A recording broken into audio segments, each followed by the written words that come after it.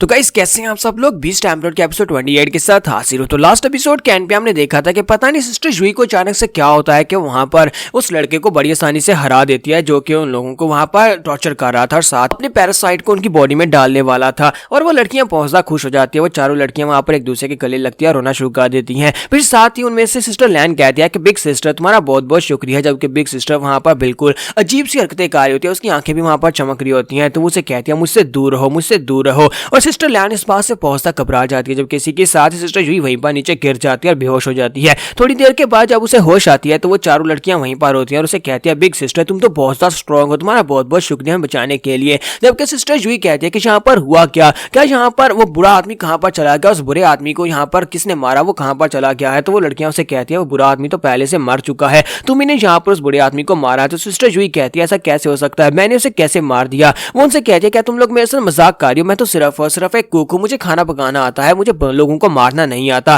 फिर साथ ही वो सोच रही होती है कि मुझे यहाँ पर कुछ अजीब सी मेमोरीज दिखाई दी थी, लगता है कि वो मेरी पास की मेमोरीज है, लेकिन मुझे यहाँ पर उनके बारे में कुछ भी याद नहीं है। फिर साथ ही वो सोच रही होती है कि मेरा ओरिजिन क्या है, मैं यहाँ पर इतनी बड़ी स्पिरिचुअल रिंग को ओपन कर सकती हूँ जिसके अंदर लॉर्ड पैंडा जैसे कितने सारे लॉर्ड पैंडास आ सकते हैं। और ऊपर से अब मुझे यहाँ पर एक लड़की और एक लड़का दिखाई दिए थे जो कि बहुत ही बुरी हालत में थे। ऐसा तो नहीं है कि मैं बहुत ही पावरफुल बैकग्राउंड से हूँ। इसी के साथ सिस्टर लैन आगे बढ़ती है और उसे कहती है सिस्टर मुझे ये बताओ कि तुम कौन से सेक्टर से हो। तो वो उसे अपने बारे में बताती है कि मैं लिंगजाओ क्लैन से हूँ। तो वो लड़कियां उसके सामने अपना सर झुकाती हैं और कहते हैं कि हम सभी लोग लिंगजाओ क्लैन को ज्वाइन करेंगी। तो सिस्टर जुई कहती है कि इस बात का क्या मतलब है, तुम सभी लोग जो क्या कह रही हो। तो वो लोग कहती हैं सिस्टर हम सभी लोग सिर्फ और सिर्फ मॉडल्स है, लेकिन अब हम सभी लोगों को लगता है कि हमें अच्छे ग्रुप को ज्वाइन करना चाहिए, किसी अच्छे सेक्टर को ज्वाइन करेंगे तो हम लोग भी अच्छी बन पाएंगे और तुम्हारी तरह स्ट्रॉन्ग बन पाएंगी। तुम एक बहुत ही स्ट्रॉन्ग और तुम्हारी रोल मॉडल हो, हम तुम्हें अपना हीरो मानते हैं और इसी वजह से यहाँ पास से कंपटीशन खत्म होने के बाद हम सीधा तुम्हारे पास आएंगे लिंगजाओ क्लैन में और वहां पर वापस आकर हम लोग तुम्हारे सेक्टर को ज्वाइन करेंगे। और साथ ही उसे अपने पास से तीनों स्पोर्ट्स भी उसे दे देते हैं और कहता है कि ये तीनों स्पोर्ट्स भी रख लो क्योंकि हमें अब इनका कोई फायदा नहीं है, क्योंकि हम लोग जा रहे हैं,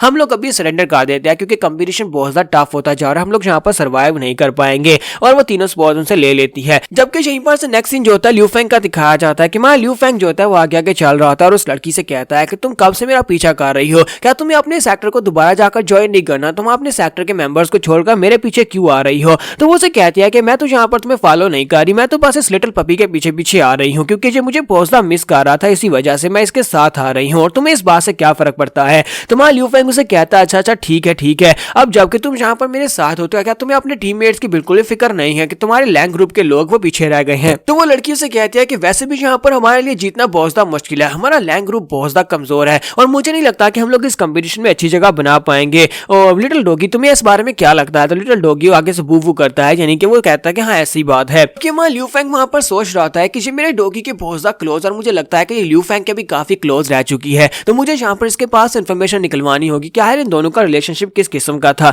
तो मैं ल्यू फेंग उसे कहता है कि मुझे बताओ कि तुम मेरे बारे में क्या सोचती हो। तो वो आगे बढ़ती है और उसे कहती है देखा तुम फिर से शुरू हो गए, क्या तुम्हें याद नहीं है कि लास्ट टाइम भी तुमने मुझे इसी तरह की बात की थी। और वो आगे बढ़ती है और कहती है कि तुम कमीने मेरी जान कहीं के। तो मैं ल्यू फेंग कहता है कि ये क्या बात है, ये किस तरह से मेरी तरफ देख रही है। और साथ ही जब उसकी बॉडी की तरफ देखता है तो वहां पर शर्माना शुरू कर देता है और जल्दी से पीछे की तरफ घूम जाता है और कहता है कि मैं यहाँ पर तुमसे सीरियसली पूछ रहा हूँ, मैं कुछ ठड़पुना नहीं जा रहा, मुझे बताओ कि हम दोनों के दरमियान में क्या कुछ था क्योंकि मैं बहुत कुछ भूल चुका हूँ, पता नहीं मुझे क्या हुआ है, मुझे सर दर्द होता है, अचानक मुझे सर में झटके लगते हैं और मेरी काफी सारी मेमोरीज जो है वो लॉस्ट हो चुकी हैं। तो वो लड़कियों से कहते हैं कि हेडेक, इसका मतलब यह है कि तुम्हारी स्ट्रेंज डिजीज जो है वो फिर से यहाँ पर वर्स होती जा रही है, यानी कि खराब होती जा रही है उसकी वजह से। तुम्हारे ल्यू फेंग उसे कहता है कि तुम यहाँ पर किस स्ट्रेंज डिजीज की बात कर रही हो, यानी किस बीमारी की बात कर रही हो। तो आगे से शर्माना शुरू कर देती है और कहती है कि तुम हमेशा इसका एडवांटेज उठाते हो, तुम हमेशा मुझसे कहते हो कि तुम्हें यहाँ पर एक बहुत ही अजीब बीमारी है और उसके बाद तुम मेरा फायदा उठा लेते हो, आज तुम यहाँ पर इसका फायदा नहीं उठा पाओगे। जब हमारा ल्यू फेंग वहां पर उस स्ट्रेंज बीमारी के बारे में सोच रहा था जिसकी वजह से उसे झटका लगा था और वो बेहोश हो गया था,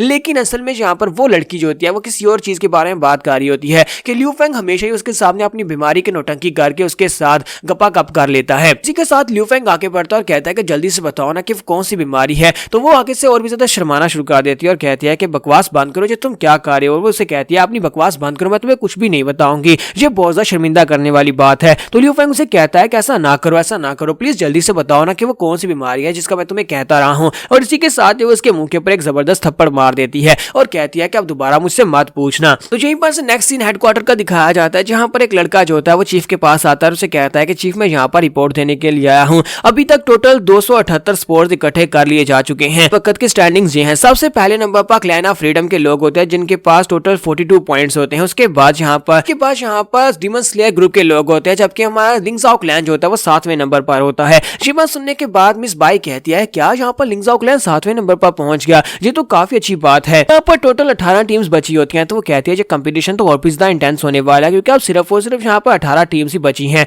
और इसी के साथ ही वहां पर उन्हें रिपोर्ट दी जाती है। वहां पर उन लोगों अपने 2 लोगों को वहां पर भेजा था जाकर टीम को चेक करने के लिए। सबसे पहली टीम जो एलिमिनेट हुई थी, तो वहां पर से जाकर वो रिपोर्ट देते हैं और कहते हैं कि सर आपका शक बिल्कुल ठीक रहा, यहाँ पर इन बेचारों को किसी ने बहुत ही बुरी तरह से मार दिया है, ये लोग बहुत ही बेदर्दी से मरे हैं, ताकि इन लोगों को यहाँ पर सरेंडर यूज करने का मौका भी नहीं मिला होगा। चीफ कहते हैं मुझे लगता है कि यहाँ पर कुछ सेक्टर्स जो है फिर से यहाँ पर कत्लेआम मचाने के लिए आए हैं, क्योंकि पहले भी कंपटीशन में ऐसे ही होता रहा है कि कुछ सेक्टर्स ऐसे थे जो यहाँ पर आकर सिर्फ और सिर्फ दूसरे ओपोनेंट्स को मारने पर ध्यान देते थे, बल्कि कंपटीशन के पर ध्यान नहीं देते थे। तो सिस्टर बाई कहते हैं कि तुम लोग यहाँ पर कर क्या रहे हो, तुम लोग इसको रोक नहीं सकते, तुम लोग इनको रोकते क्यों नहीं। और इसी के साथ ही चीफ उसे कहते हैं कि इनको वैसे भी तो अगली स्टेज में यहाँ पर फाइट में जाना ही है, तो हम लोग कोशिश करेंगे यहाँ पर कैजुअलिटी रेट को कम किया जा सके। तो मिस बाई कहते हैं कि इस बात का क्या मतलब है, तुम क्या बात कर रहे हो। और इसी के साथ ही लियू फेंग का सीन दिखाता है कि लियू फेंग कहता है कि मैंने यहाँ पर 5वें स्पोर को ढूंढ लिया, मेरा मिशन यहाँ पर पूरा हो चुका है। साथ ही लियू फेंग जो होता है उस लड़की से पूछता है क्या तुम बस यहाँ पर इसी तरह से रहने वाली हो, क्या तुम सारा टाइम सिर्फ डोगी चांद के साथ खेलने ही वाली हो,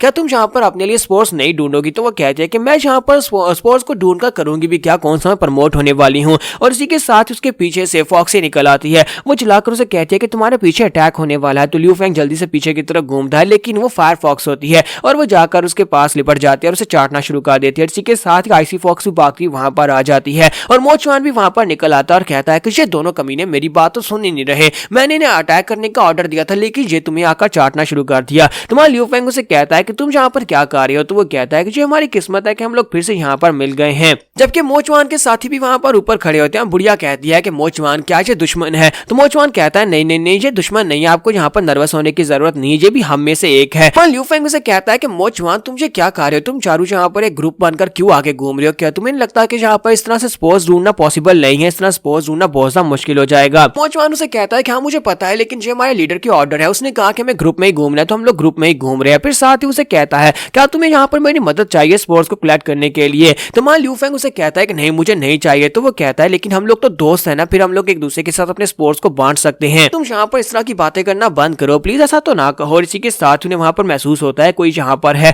और इसी के साथ एक टीले के ऊपर से एक व्हील चेयर के ऊपर बैठा हुआ एक बंदा वहां पर से निकल आता है। तो वो लोग कहते हैं कि ये क्या, ये कौन है। जब वो उसके कपड़े देखते हैं तो वो कहता है ये तो क्लैन ऑफ फ्रीडम से लगता है। लियू फेंग इस बात से काफी ज्यादा हैरान होता है, जबकि मोचवान उसे कहता है कि तुम्हें घबराने की जरूरत नहीं है, मुझे नहीं लगता कि इन लोगों को पता होगा कि इनके मास्टर 2 और उनकी 2 ब्रांच को हमने बर्बाद किया था, इसी वजह से मैं इनके साथ निगोशिएट करने की कोशिश करता हूँ। तो एक तरफ से हमारी ये बुढ़िया होती है जो कि मोचवान की मास्टर है, वो कहती है कि तुम कौन हो, जबकि दूसरी तरफ से वो उसे अपना नाम बताती है और कहती है मेरा नाम नाइजिंग है और मैं क्लैन ऑफ फ्रीडम से हूँ। ये दोनों बुड्ढे यहाँ पर एक दूसरे के आमने सामने है, तो क्या यहाँ पर एक बहुत ही खतरनाक पावरफुल फाइट होने वाली है, क्योंकि ये बुड्ढी जो है यानी ये मोचवान की मास्टर जो है जो शुरुआत से बहुत ज्यादा मिस्टीरियस लग रही थी। तो यहाँ पर हम लोग अपने एपिसोड 28 का एंड करेंगे और नेक्स्ट एपिसोड में देखेंगे कि दोनों कितने पावरफुल हैं। तो एपिसोड की एक्सप्लेनेशन अच्छी लगी हो तो कमेंट करके जरूर बताइएगा और वीडियो को लाइक करना मत भूलिएगा। Thank you.